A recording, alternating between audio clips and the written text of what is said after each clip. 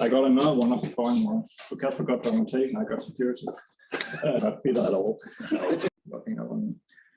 Now you've seen how to do it. Now let's talk about how we do it securely, because it's easy to do. Others doing exposing ourselves. But let's just start out with looking at the delivery model. I think we hinted at it throughout the presentation, but we didn't really define it. So first, yeah, you download the SDK, you start coding on your app, then you publish it to your iOS app developer console, and then we have this approval step by us, or the Trackunit team, and finally you publish it to a marketplace. And when you go to the marketplace, a customer, he'll see something like this. This is not launched yet, so this is just a markup. But he'll read about these wonderful apps and he'll see that, oh, the Hitachi app, that looks interesting. I have a Hitachi machine, so he's going to click install on that one. And this is all our marketplace. So if there's a security issue in the Hitachi app, it's going to fall on us. So we need to figure out how do we secure it? Because most developers, they try to be good developers, but there is a potential that this guy submits an app eventually. And what do we then do? First, we have an app review. Manual code review, realistically, it's not really possible because probably the code is minified. Even if it's not minified, it's just going to be a humongous task to look through a random developer's code and figure out if they do anything malicious. We can do a little bit with static code analysis, but that can also be cheated and avoided if you are with a malicious intent. So what we can do is that we can review the manifest, see if there's something strange going on there, and we can test out the behavior in a sandbox account and see what does that do when it runs. Both of these options are not very safe, that they're something that we need to do, but that they will not be bulletproof in any way. The next step we're going to do is dependency scanning. So as part of the publish process, we include a list of all npm dependency in the package. So normally you would have like a minified version where you just get JavaScript files and that'll be it. But we get a little bit information on the side channel and say what the npm dependencies did you have. Because then we can go and scan them for any known vulnerabilities. We use SNCC internally. npm audit is another good source to scan the packages. Of course, this can also be circumvented because you could take whatever bad library you're using, include it just as source code instead of having it as an npm dependency, and then build it, minify it, and we wouldn't know if you used some old version of jQuery or whatever you wanted to. But for most developers, this is going to be, they're going to publish that where we're using this version of Angular or this version of React and so on. And as time progresses, new vulnerability comes up. We can go, we can continuously scan all the apps and go to the developer and say, hey, you submitted this app a year ago. Now there is a critical vulnerability in that version of Angular that you were using. Could you please update the app? If you're not willing to update, we'll remove it within a certain time frame. That's going to catch some of the problems. Then, as I think Tim or Mikkel told, we're using an Iframe. And that's really for the kind of runtime protection, because Iframe has this interesting sandbox attribute you can put on it. And if you put the sandbox attribute, you can lock down your iframe to whatever feature set you want, basically. So there's a long list of different things you can allow, but default everything is off. And then you can go and say, yeah, we want to run scripts because, well, iOS apps are JavaScript. We want to allow downloads. We want to allow forms and pop-ups.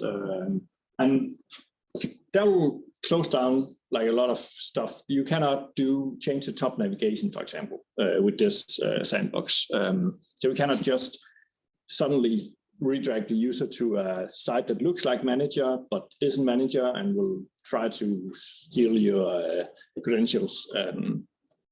So how many work with content security policies before?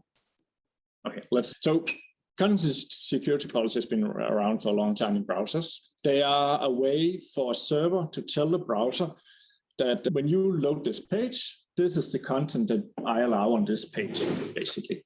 Since we are hosting the contents of this iframe, we can inject a content security policy on every app that says this is the content this app is allowed to load. It cannot prevent cross-site scripting attacks, but it can limit the blast radius. So if you cannot contact a Russian server because of the content security policy, you'll have a hard time doing anything with the data you steal. You might be able to steal data, but you'll be locked in, so you cannot make any value of it. And in the Iris app manifest, we specify as an app developer that I need to go and call these domain APIs to have a functioning app. That might be, I might have a backend system that I need to call and get some data from. And then you specify it in the app manifest, and then we put it in security policy. So when you load, we'll do mydomain.com. It's okay. We'll also inject other stuff. So maybe we are using a map. So Google APIs is there. We are using Sentry to track our errors. So we'll include that. Maybe there's a YouTube video somewhere where we need to include the image from. Finally, we are also including this one, reproducer. For the moment, it's currently in the process of changing name and functionality. But the idea with this one is that if there's anything violating this policy, we'll get an error in Sentry that says, hey, this page violated the policy.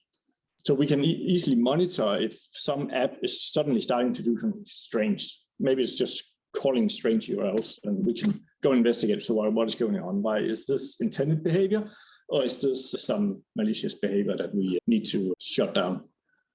This, of course, is an ever-moving target.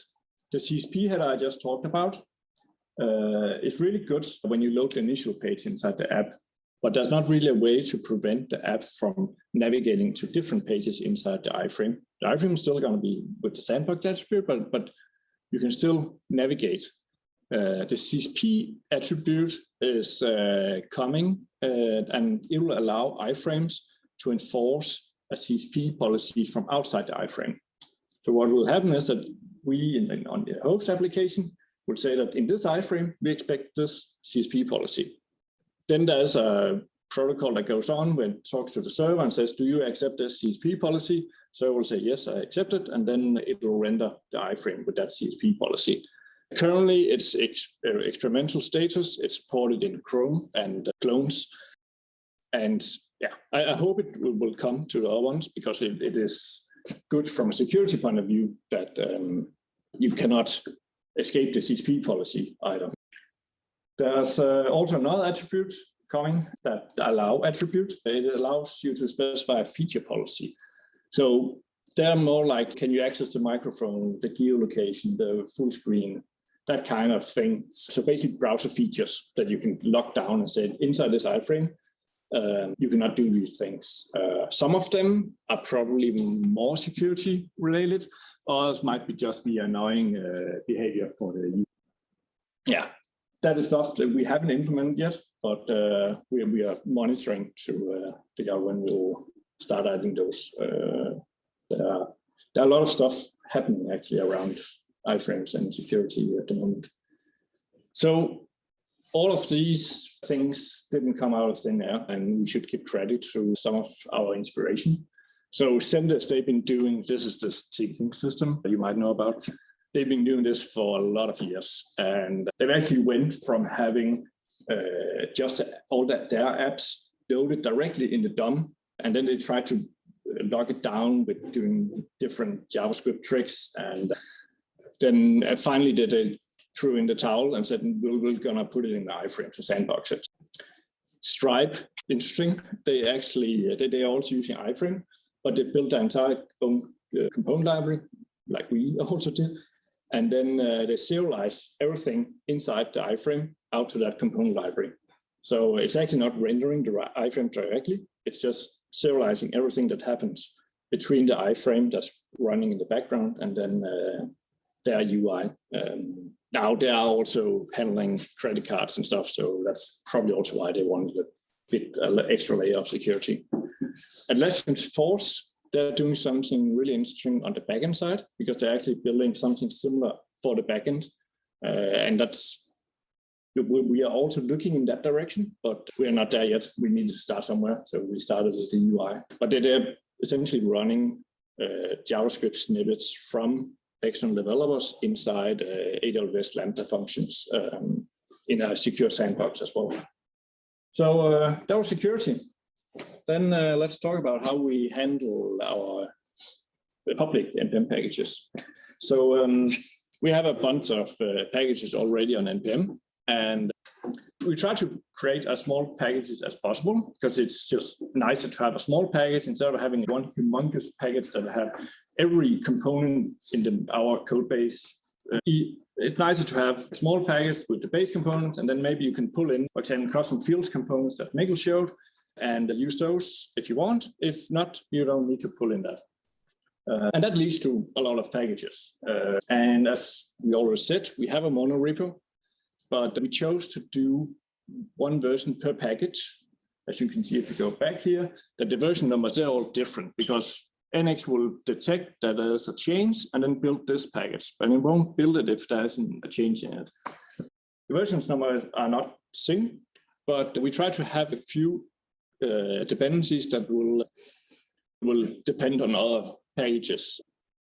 And we chose to point to exact versions because that's the way we test it. We don't test that for backward compatibility, so it's easier for us to say that if you're installing version 118 of iOS app, you're gonna get these versions of these other packages, and that's it. We're not gonna do crazy version test. To do it, we're using an NX plugin from this guy that is basically just looks at the code base and figure out if there's a change, it'll bump the version. And if there's a change to any of the dependencies, it'll also bump the version. So sometimes maybe this version didn't really change the code in this package, but maybe one of these versions changed. And then we'll do the update to make sure that everything stays in sync. Yeah, we're doing semantic versioning. Yeah, if you haven't worked with it, there's the major minor patch version, and then there might be a alpha beta thing on the postfix. But we are starting to use these conventional commits. That's a standard for commit messages. Basically, the idea is that if you start your commit with a fix : it will be a new patch version. If it's a feature : it will be a minor version. And if you put an exclamation mark, it will be a breaking version, a breaking change. So it'll bump the major version. And this Semper plugin that we're using will actually automatically detect all the commit messages and figure out, okay, now I need to bump the major version, or now I need to bump the minor version. We haven't really started using it that much yet. As you could see, it was 0.0, 118 or something like that we were getting to. But that's because we haven't released anything public yet. When we release something public, we need to, for the developers, be better at communicating what change they can expect. So now we versioned, and then comes the difficult part that you cannot really delete NPM packages. There are some rules. If you do it within 72 hours and no one is referring to it, then you might be able to delete it, but realistically, you're always going to end up with having a package that you cannot delete. So we chose to only do the publish after a successful production deploy, because then we at least know that we were able to deploy to production, we were able to run the test on production, and this is the best bit we have at a version. So this is just quickly wrote our build process. First, we built the changes, deploy to staging, verify the deployment, deploy to prod, verify deployment, and then finally we publish to npm.js. But we are around 50 developers last month committing code.